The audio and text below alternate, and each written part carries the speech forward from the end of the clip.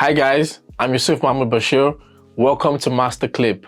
Today's tutorial, I'm going to be talking about video editing. So now, let's get into my screen. So guys, this Master Clip tutorial is going to be about audio editing. So let's jump right into it. Before we start, we need to explain something first.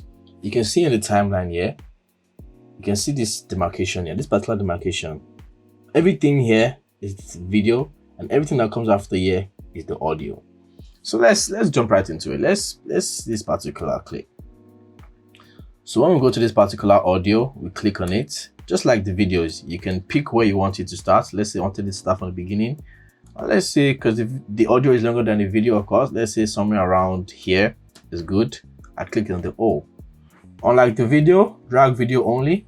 This is not possible because this is an audio. So you can see now, drag audio only. I want to take that and bring that down here. If I wanted to add this here, it's not going to be possible because this part is only for the video.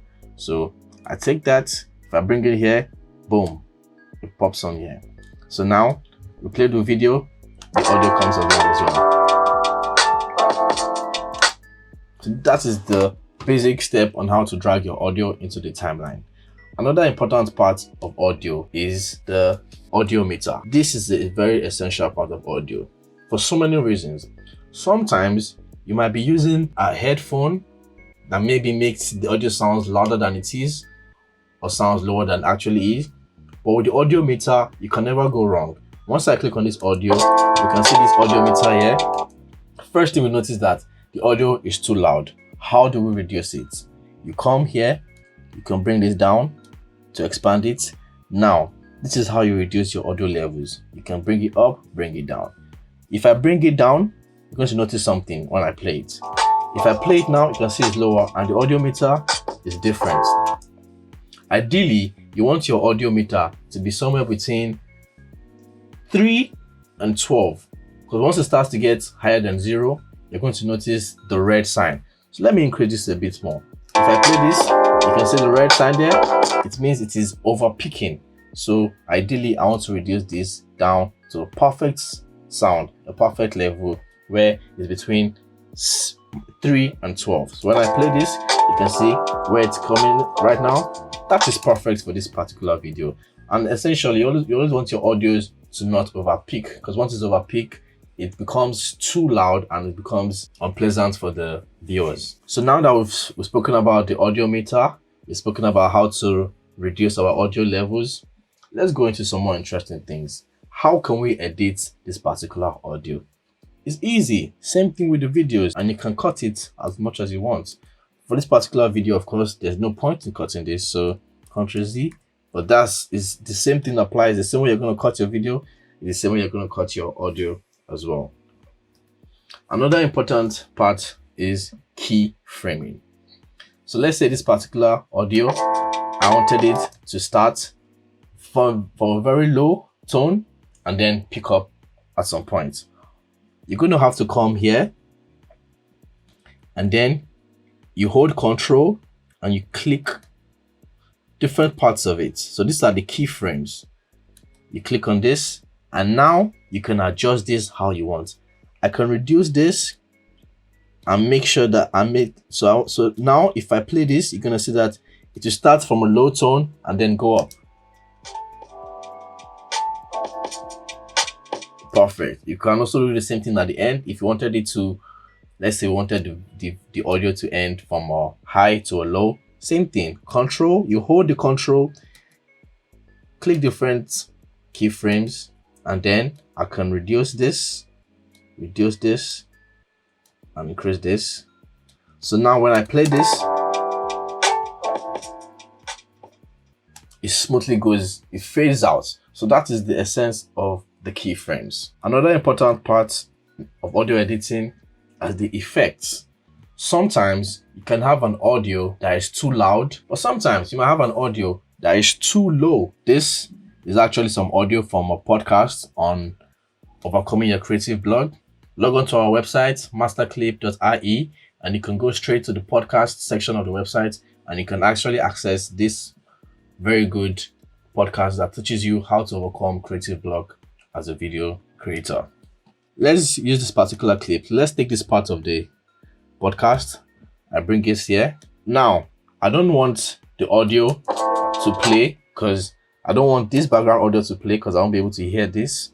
How can I mute this? There are two ways to do this. You can either press Shift E, and now this is invisible and only the voiceover plays. Or you can just click on here and you mute this track. So if I click this and I press this, only the audio is going to play. So now let's just adjust this. So now the essence of this is, because this would be a better example on how to use the effects. The three effects I'm going to be discussing: dynamic processing, bars, and denoise. I'm going to explain how each of them works. So this particular clip, when I play this and I look at the audio meter, it is minus 24. This is way too low. But let's say for this particular clip, let's say this minus 24 where it was on is the maximum this audio can go to, right? Let's just assume that this is the maximum this audio, like when we increase this to the highest, this is the sound it was on. How do we increase an audio that is too low and we've reached the maximum amount of audio? Trust me, there's a way around it. You want to go to effects. You can go to other audio effects. You can pick that, or you can just come here and type dynamic processing. So this is what we're looking for. If I click on this and I add this to this video, I come to the effects control. Under dynamic processing, I click on edit. Now, you just want to pick this part, just this part where you see the white stuff here.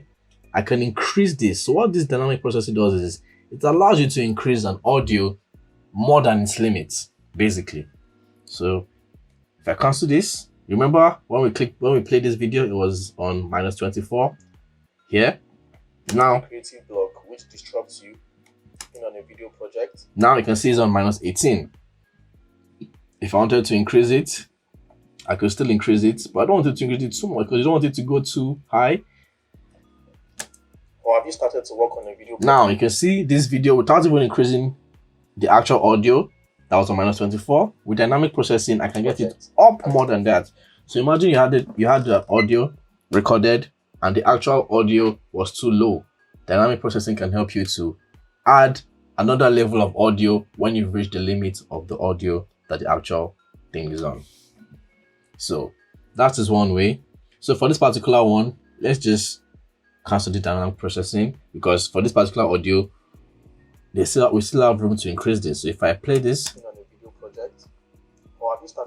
so you can see now, even when I increase this to the limit, it is still on minus 18. So actually, I need the dynamic processing. If I click back on this, this is probably too high. I can bring this down a bit.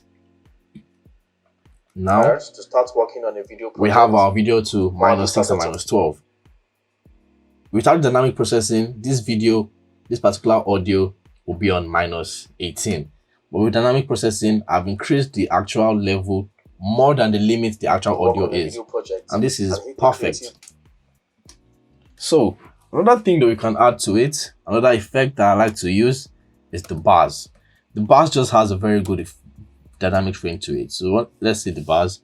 I can click on this. If I add this, and I have you ever felt uninspired to start working on a video? The volume is still the same, but now the voice is a bit deeper, it's a bit harder, it's a bit more, it has more quality to it just because of the bars. If I was to come to effects control and I disable this and I play this again, inspired to start working on a video project, you can see the difference. The bars gives it more range, and of course the bars you can always increase it however way you want. If I wanted to add more to it, and I can increase this and to work on a video project, so it gives it more depth to it. Another effect that I really like is the denoise. Now this is going to be tricky because this particular audio, it doesn't have that much background noise, but it still has some. So I come to effects, under denoise, I can click on this and add it to the audio. Now, you might not really hear the difference here, but if you're using an headphone, trust me, the difference is going to be very clear. So to start working on a video project, or have you started to work on a video project and hit the creative block? Now, what the denoiser does is that it helps you to reduce the background noise. For this particular audio, like I said, you might not notice the difference, but trust me, if you were to record an audio in a place where the background noise was too much and you thought, I can't use this, trust me, you can still use it with the denoiser.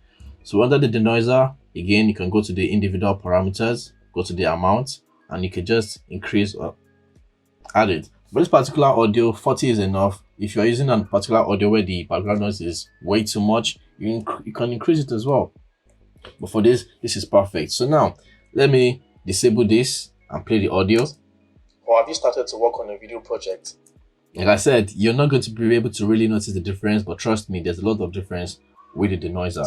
And hit the creative block. It just helps you to take out all the background noise in the video and makes it more presentable and more able to use. So trust me, with these 3 effects, you can begin to edit your audio to get the exact quality you're going for. If audio is too low, dynamic processing can help you to add more audio than the limit. With bars, it can help you to add more bass to your voice. And then with denoiser, you can use the denoiser to reduce the amount of background noise. So these are 3 key effects that we tend to use in video editing, in audio editing, to help your audio be more crisp and more quality to use in your video projects. Once again, thank you for watching this tutorial. I hope this will inspire you to start to create and start to get out of your comfort zone and start to try new things. So if you have an audio that you thought wasn't good enough, trust me, go to Premiere Pro, use this effect and see the magic happen. Once again, this tutorial was brought to you by Master Clip. Thank you very much.